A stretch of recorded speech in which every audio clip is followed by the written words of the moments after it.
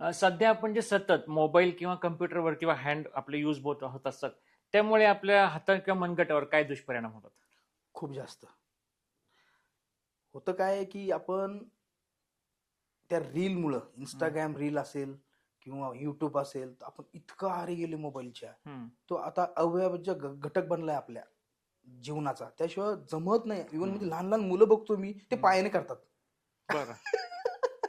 ते पायानेही करतात स्क्रोलिंग. अच्छा. हाताने जमत नाही, पाय म्हणजे इतकं ते डीप घुसलंय लोकांच्या ह्याच्यामध्ये. फॉल्टी पोझिशनमुळे आपण ह्या पोझिशनमध्ये कंटिन्यू 2 तास तुम्ही काही करू नका, मोबाईल धरून नका, हात धरून ठेवा. हात दुखणारच तुमचा, कारण ती सवय नाहीये ब्रेनला हे करायची. ब्रेनची सवय फक्त काही थोड्या वेळपुरते की हे ऍक्शन ते ऍक्शन सारखं बदलत राहणे. म्हणून आपल्याला मुवमेंट दिली आहे देवानी. ही मुवमेंट का दिलेली आहे की एकाच ऍक्शन मध्ये नकोय हे करा, ते करा, ते करा, ते करा, पकडा, हे करा. फक्त माणसांमध्ये जनावरांमध्ये हाच तर फरक आहे ना, माकडांमध्ये. आपला अंगठा हा जास्त मोबाईल दिलाय देवानी as compared to chimpanzee, monkey.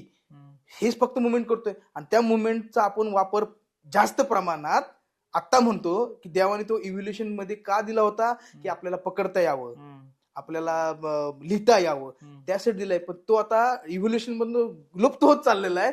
आता त्याचा फक्त स्क्रोलिंग साठी उपयोग होत चाललेला आहे.